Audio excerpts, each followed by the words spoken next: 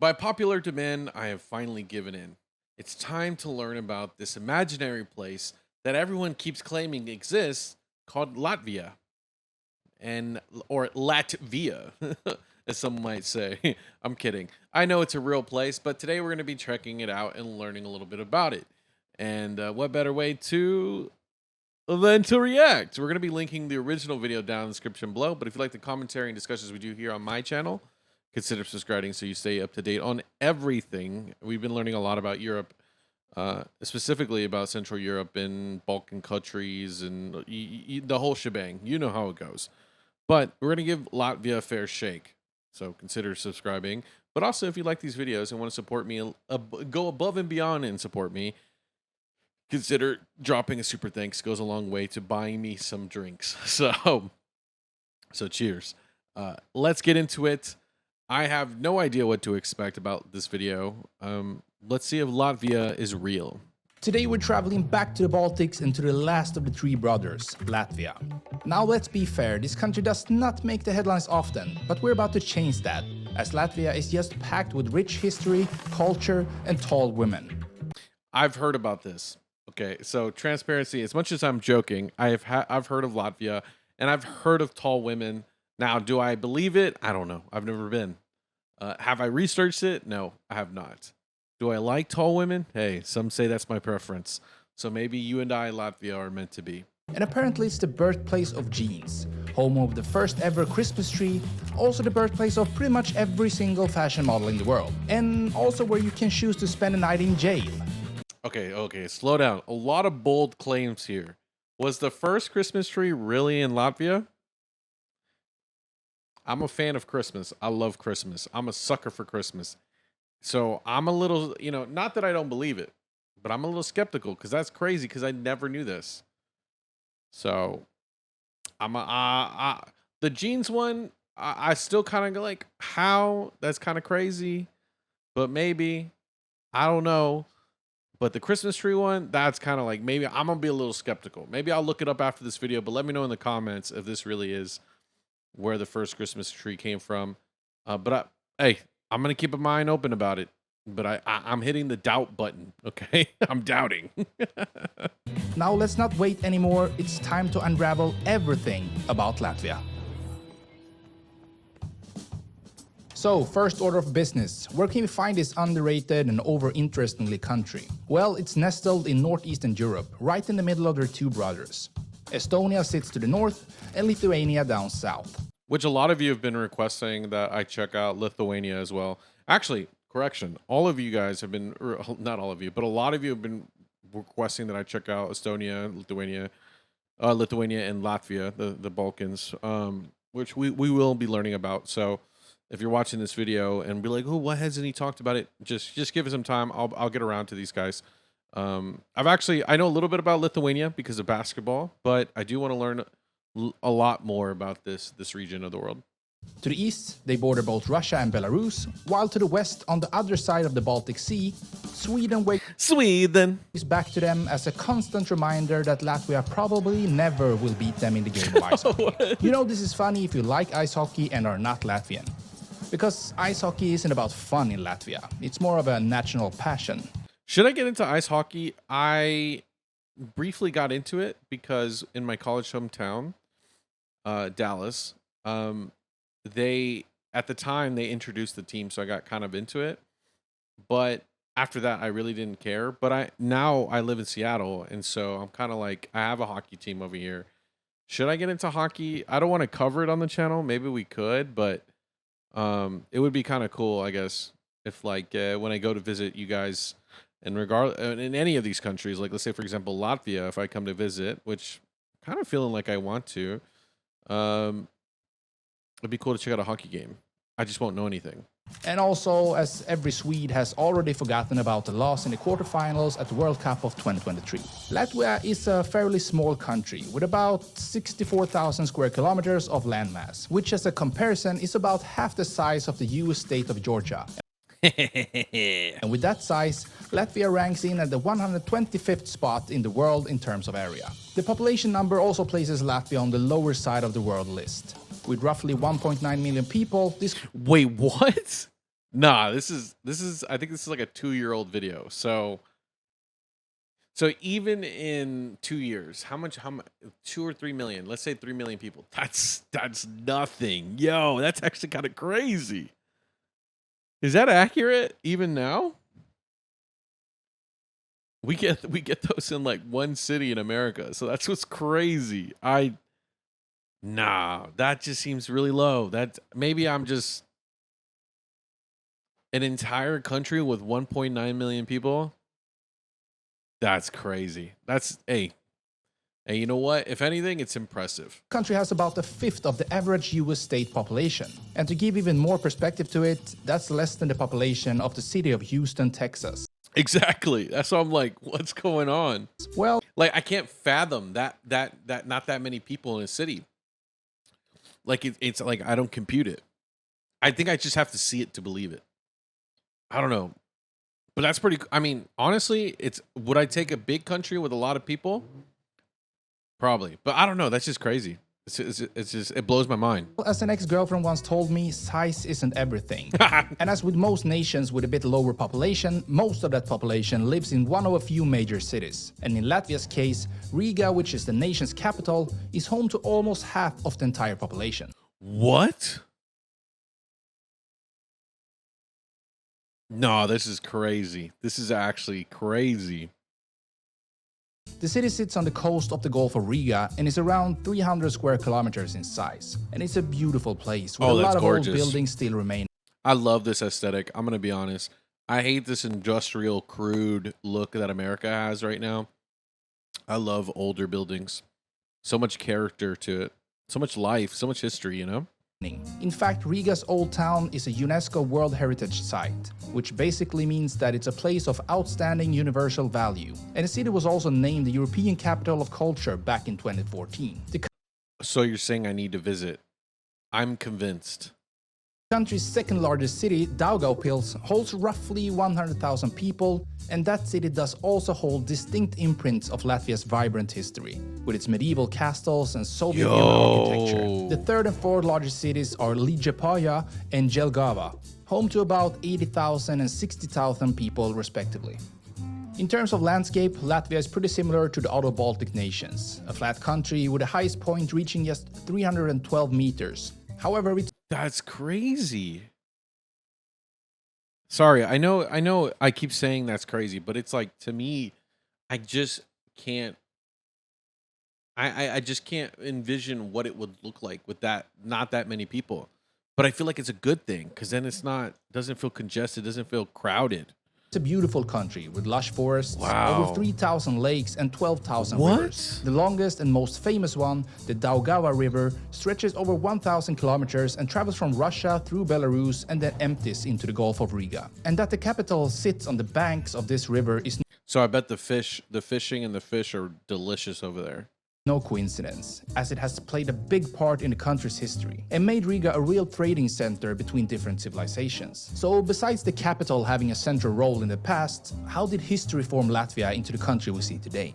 The area was first home to tribes, who are the forefathers to modern Latvians. These tribes had their own cultures, languages, and pagan religions, lived mainly from agriculture, but also engaged in trade and warfare. Around the same time, Europe as a continent was undergoing a period known as the Crusades, where Christian forces were sent to retake holy lands and spread Christianity. And in the early 13th century, Which some would say if that didn't happen, then Europe would be completely different today. one of these crusades was directed into the Baltic region, including modern-day Latvia, known as the Northern Crusades.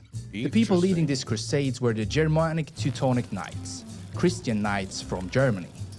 In the 1500s, a major conflict who got the name the Livonian War went down between a bunch of countries. Denmark, Sweden, Russia, and the Polish-Lithuanian Commonwealth were all involved. And the battle was about taking control of the strategic area where present-day Latvia and Estonia is. The land eventually split between the Polish-Lithuanian Commonwealth and Sweden, with the Poles controlling Riga. Then, during the Polish-Swedish War in the start of the 1600s, the city of Riga came under Sweden's control, as they expanded their territory, aiming to be a major power in Europe. That would have been crazy. Look at that whole. They would have had all that land right there, all that waterway. Crazy. Riga, who was one of the largest and most prosperous cities in the entire region, so the capture of it was a significant military achievement. In the 1700s, another major war happened. The Great Northern War, fought between the alliance led by Russia against Sweden. The Russians eventually won that war, leading to Latvia being incorporated into the Russian Empire. And this is an important part in history. Yeah, this is, I think, what shaped a lot of what we have today. I mean, let's be honest.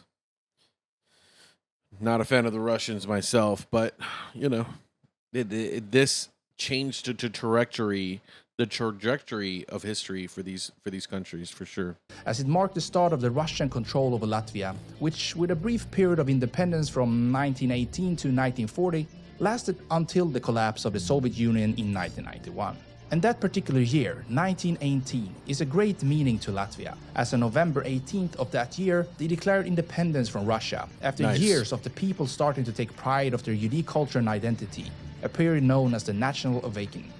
Good. I think this is one of the things that's really ironic about today is I think it's important for countries, especially like in this situation for Latvia, when you basically didn't exist for a long time, or you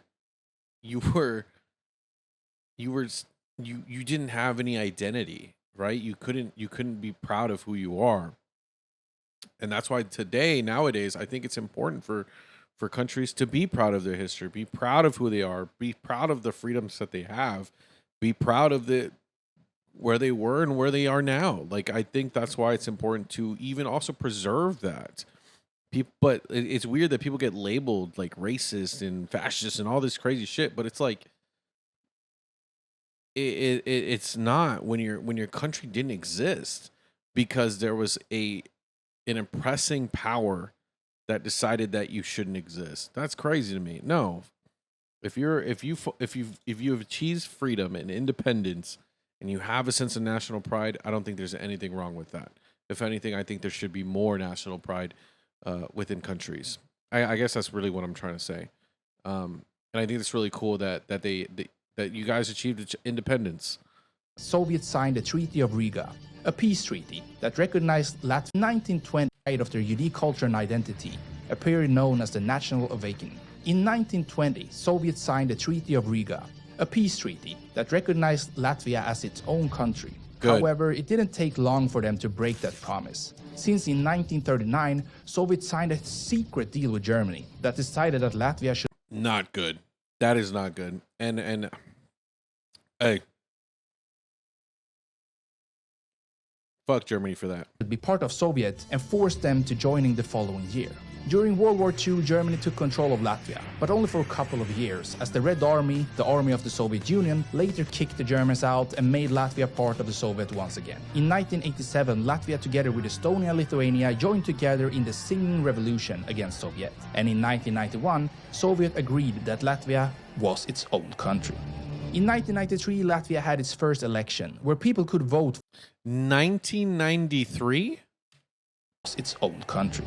In 1993, Latvia had its first election, where people could vote for their leaders after leaving the Yes, this is what I'm talking about. Like, you should have national pride. 1993.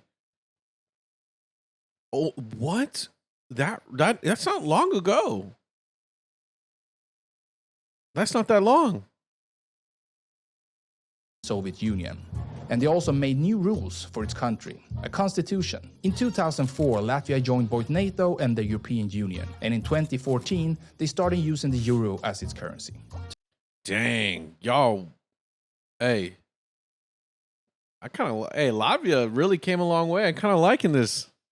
Y'all guys are making power moves. I like that. Today, Latvia is a democratic republic and a high-income, advanced economy with its GDP per capita rapidly catching up to Western standards. However, Latvia finds itself on the forefront of European geopolitics due to its shared border with Russia. As a result, it is an active player in the ongoing dialogue about European security and international relations. Although it looks like Latvia also likes to play a bit with its Soviet past. At least if you're visiting the Karosta prison in Liepāja. This prison, built in 1905, still remains in its original form and has been transformed into a hotel, if that's the right word to use. Should I come visit this, or would you guys laugh at me? not sure here. Here you can get the full I wanted to ask again, but I was like, you know what? I think I know the answer. Soviet prisoner experience, which involves verbal abuse, physical punishment, and a whole bunch of other stuff from actors hired to act as prison guards. Yeah, I'm good. I'm good. Maybe I'll do it for you guys, but nah, that just seems kind of crazy. But if being threatened and yelled at while sleeping on the concrete floor isn't your cup of tea, just go to Riga instead. Wander through the streets, just enjoying the city. Then stop at the Riga Central Market, one of Europe's largest and gastronomic paradises. I'm pretty sure you find some rye bread here, as well, let's just say Latvians don't hate rye bread, okay? And yes, there will be potatoes as well. But on a more serious note, the Latvian kitchen has strong influences from its Baltic and Slavic neighbors, with various soups, meats, and sausages. Then there's this stuff, the national drink of Latvia, the Riga Black Balsam. Huh. A potent herbal liquor, but leaving the food market and heading out in nature. I need to try that. Balsam.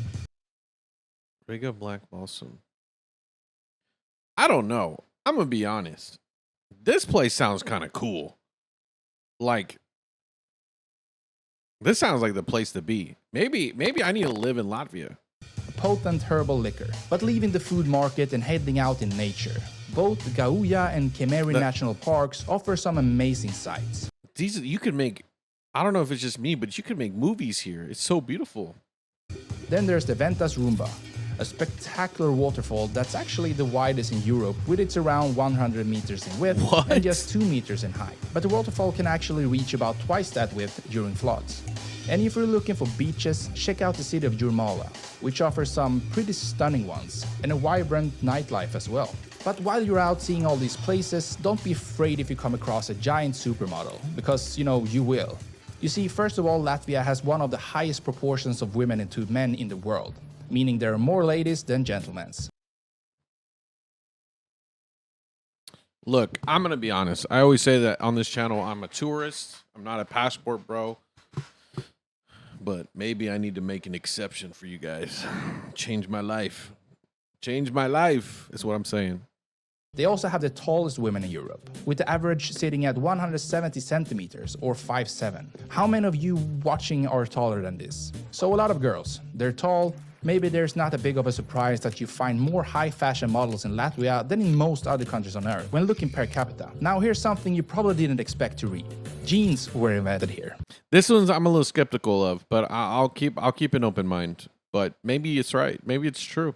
At least sort of. A Riga-born man named Jacob W. Davis, who moved to Reno, Nevada in 1854, created the first ever pair of jeans. He later approached a guy named Levi Strauss, sounds familiar, which was his fabric supplier for a financial backing. And yeah, I think we all know how Levi's done after that. So pretty remarkable stuff happening in this country. Didn't I say we were going to put Latvia in the headlines? Oh, and by the way, you know this thing called Christmas tree? Latvians claim that the first ever decorated Christmas tree in public happened in Latvia in the year 1510. You know what? I'll give it to you guys. I'll give it to you guys. You know what? I'll give it to you guys. I'll accept it. Riga. What do you think about this one? And lastly, let's not forget about the flag. The Latvian flag is one of the oldest in the world, with a history that could date back to the 13th century. Its carmine red and white stripes symbolizes the Latvian people's willingness to fight for their freedom. Good. One legend even That's so cool. Yeah, I love that. Suggests that the flag's design was inspired by the wounded Latvian leader wrapped in a white sheet. The sheet was stained by his blood but remained white in the center. The blood-stained cloth was then used as a flag in battle, where the soldiers emerged as winners. Yo, that's a crazy lore for a flag. Hey, that's kind of wild. That's a cool story for the flag. I'm not gonna lie to you. I'm gonna be honest. That's actually kind of hardcore. I like it. It's a good looking flag. I think it's like simple, but it's purposeful. You know what I mean? It's not complicated. It's not. I like the flag. I think it's a good flag. So you started watching this thinking, what is Latvia? Where is this place on the map? And what can they even do except playing ice hockey? And now you finish the video learning that they can't play ice hockey and that the country is just an amazing place with so much history, culture, and interesting places to see. If you haven't been to Latvia yet, like, I'm gonna be honest, I went into this video thinking just like I'm gonna learn something, But I think I just got brainwashed into wanting to live here. Isn't that kind of crazy? I don't think I don't know. This is kind of crazy. I love this. You know, it's almost like in the back of my mind, maybe it's just the American cynical side of me, right? Because Americans were always so cynical about a lot of things. We don't trust it. It just seems too good to be true, you know? But this is awesome. Look at this. I would love to visit something like this or live nearby it and just be able to get a cup of coffee and look out. I definitely recommend you to go there. I know I had a great time when I visited. But now, which, let me know what you think in the comments down below. Yeah, I like when I said I feel like I was brainwashed. I really do feel like I was brainwashed, and I believe it. I believe it. Let me know what you think in the comments. What other videos should we check out? What other countries? Should I visit Latvia first? Am I even saying it right? Anyway, love you guys. Check out the next one. Bye-bye. This video is brought to you, actually, by viewers like you. Thank you so much for subscribing and being part of my journey and allowing me to be a part of yours. Let's create new memories this 2025 on our road to 1 million subscribers. And with all that jazz out of the way, I just want to say thank you so much. I love y'all and enjoy the video.